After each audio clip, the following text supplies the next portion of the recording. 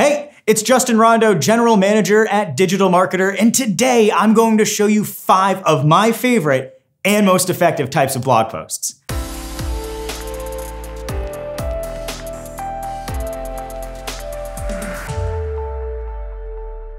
Number 1, original research posts. I asked one of my favorite content marketers, or really kind of like favorite marketers in general, Andy Crestandina at Orbit Media, if he had to start all over again, what would he do?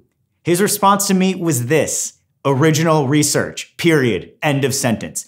People go bananas for original research. They read it, share it, and interact with it. It is the holy grail. However, it's hands down the most difficult and time-consuming content to produce. You need to put together research questions and avoid things like bias and all that other fun stuff. Need to get it in front of a big enough sample size, parse through that data, visualize that data, then interpret it in a way that's useful for your audience.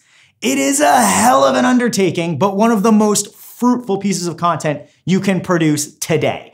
Not only will you build up anticipation from the people who took part in research, your posts will get cited, get oodles of backlinks, and likely show up in presentations years after the original research went live. Unfortunately, if it's out of date. Number 2, checklist posts. At DigitalMarketer, we firmly believe that anything and everything should be broken down into easy, step-by-step checklists. In fact, we built our premium paid content with that philosophy in mind. Heck, even pilots follow a standardized checklist before they take off. Simply put, we think checklists are awesome.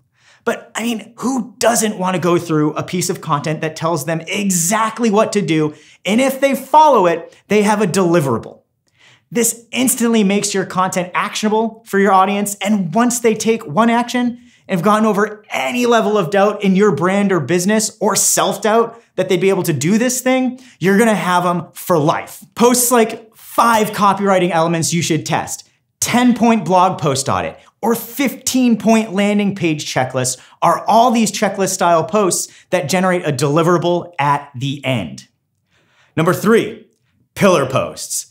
So this is the big dog post. Just like original research, this takes a ton of work, but has a ton of payback over a longer period of time. A piece of pillar content is your thesis. It's why you exist. It separates you from everyone else out there.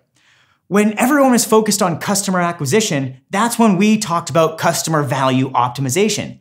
That post was our line in the sand and changed how startups and founders approached business growth. Then we realized that CVO was one of the only minor steps in the overall ecosystem that was the customer value journey. So we wrote a new piece of pillar content that covered the journey and how it applies to your business. Pillar content is your evergreen content that becomes your backlink magnet and an amazing way to help you create derivative work for future posts.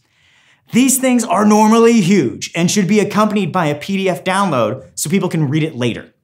If you don't have a business that can have this level of content that draws a line in the sand, then the other kind of pillar content is creating some kind of ultimate guide or beginner's guide or anything like that. This won't differentiate you, but if you build the definitive guide, get it to rank, then you become the authority and you get all the other benefits from pillar content without having to draw a definitive line in the sand. Number 4, the crowdsource post. These have somewhat gone out of style, but I think they're effective if you get the right people talking about a topic that hasn't been covered a million times already. You have a chance here to create some truly interesting content from people with unique perspectives and authority. A major benefit is that this type of content doesn't require a ton of time to create, it's shareable, and people like sharing things with their names on it. Pretty much my entire Twitter feed is me saying, hey, look what I did, and look at the posts I'm a part of. You'll get more social traction, borrow authority, and provide different perspectives. The best kinds of crowdsourced posts I've seen included an overarching narrative that uses expert quotes and responses to further the points. A buddy of mine, Alex Burkett, who's a growth marketer at HubSpot, does this all the time.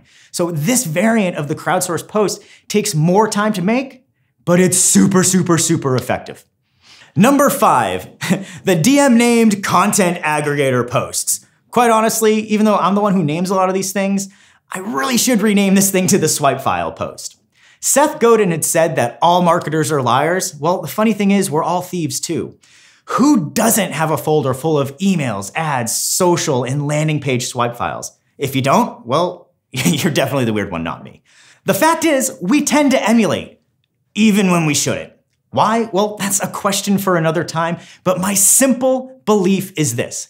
It is much harder to start with a blank page, canvas, or whatever, so give me something to work off of.